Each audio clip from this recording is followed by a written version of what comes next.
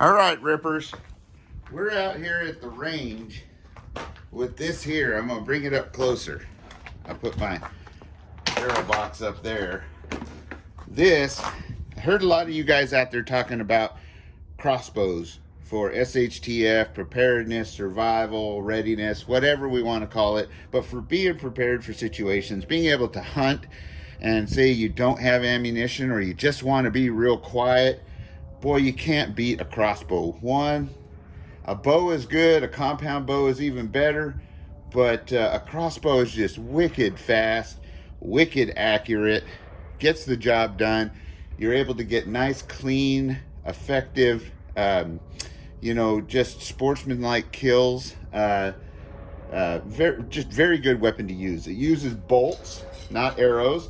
It's a lot like an arrow, except the back doesn't quite really clip onto the string as much. Uses a different nock, smaller fins or fletching feathers, and usually a more rigid, shorter shaft. Now this one's pretty long. It's almost as long as an arrow, but not quite.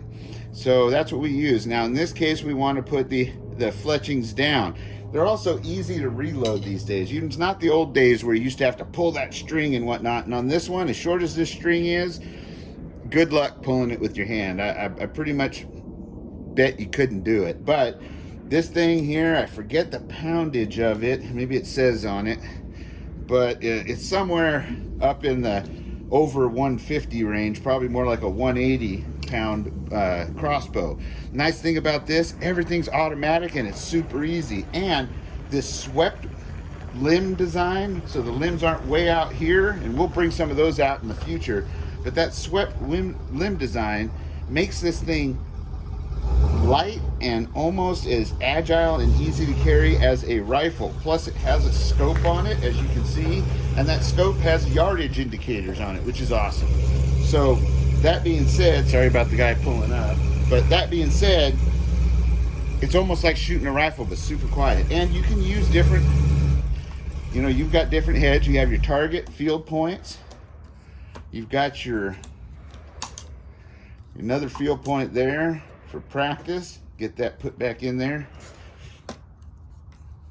And you also got this neat little, there we go. See if I have a broadhead in here. Yep, there we go. Got a mechanical broadhead in here for good hunting. Now, nice thing about this, check this out. You can take this off just like that. Has this nice mount on here, right? Which makes it handy for out hunting. Now, it also carries your crank handle right there. Check this out. Look at that. Doesn't interfere with the string at all or anything. We're going to take that off because I'm going to show you how to load it. Now, what you do is you take, and there's a button right back here, and you push, you put your crank handle in, take the pressure off, and push that button in. Now once it clicks in and it's pushed in, you can take the crank handle out and move this forward. This whole trigger mechanism moves forward, clips onto the string. See that? Isn't that cool? Clips onto the string there. Now you let go of the button, you put that in, and you just crank away until you get to the end. Make sure it's in, stops. It's got a stop on it. Now you're ready. Now what you do is take your arrow, you put unlike shooting bows where you have that to the outside, this white fletching goes under this warning little bar there to keep your fingers out, and goes back, snaps onto there with the miscolored fletching going down. And it has rollers up front, if you can see that to help guide the arrow. That's your rest up there.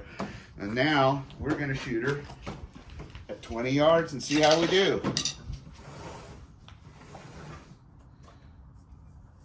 Oh, and that's the other thing. Every time you cock it or pull the string back, right, get it locked in, it turns the safety on automatically. That's just an extra safety feature. So we'll push the safety off. Now everything on this is machined, which is really nice. So you get some accuracy and some rigidity. And here we go. There's one. And we're gonna do 3 here, so stay handy. Take that off. We'll push this forward, click it on. See how easy this is. I mean, that's much easier than even a compound, although I like my compound. All right, we'll take our arrow, put it in white feather down, click it into the string back here, make sure it's on the rest up front. Now you can see it has this shield here to keep your fingers from getting up there where everything's twanging and zanging. That way you don't get your fingers busted. So here we go, number 2.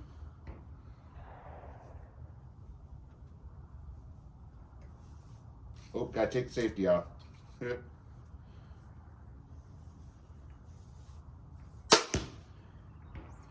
Nice. All right, and we'll just do 3, one more. So you put the handle in there, push the button, unlock it. There we go. Push this all the way forward, click it onto the string, take your crank handle, crank it up.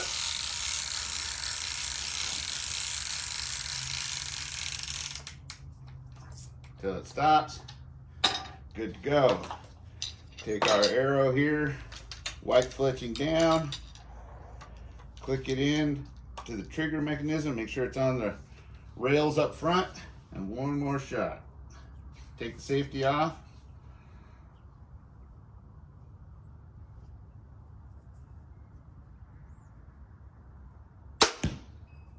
All right, let's clear the range and go take a look.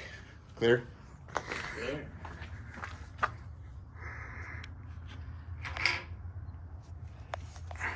Hopefully that still was going. Oh yeah. All right. Still recording, I thought. You know when them power warnings come up saying your battery's dying, you always wonder if it messes up the video. Hope not, but let's check this out.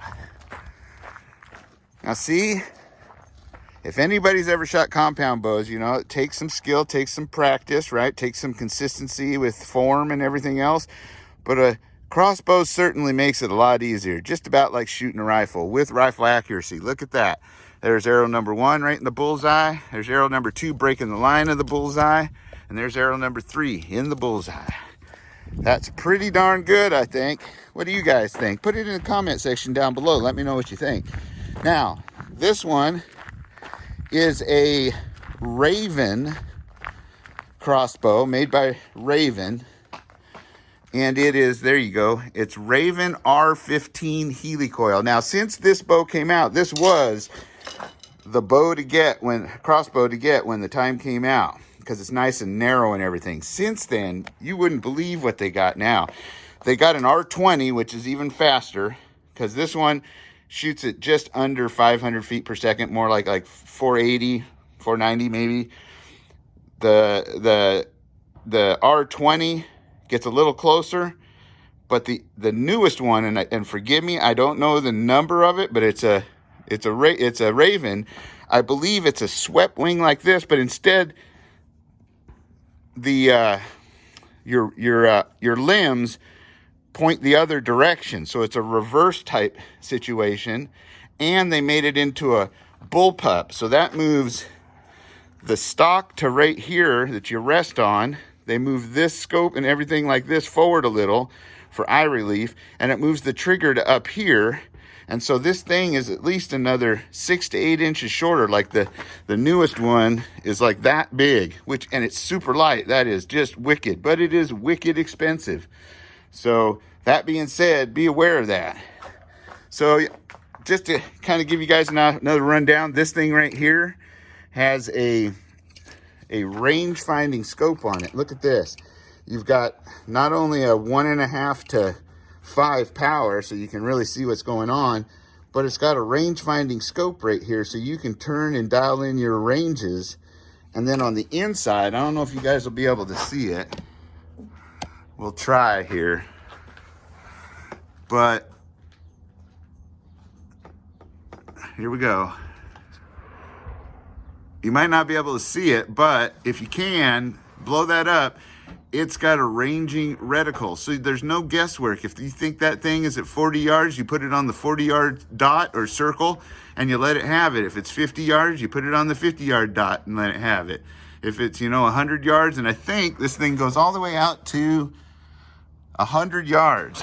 Now they claim that, I think it's this company that claims a 1-inch group with the right shooter at 100 yards. If that's the case, that's pretty amazing. So we'll test that out on the next video. So you guys stay tuned and we'll start stretching this thing out to further yardage. Until next time, stay safe, stay secure. Always be aware of your surroundings. Be getting ready and prepared for anything that may come your way.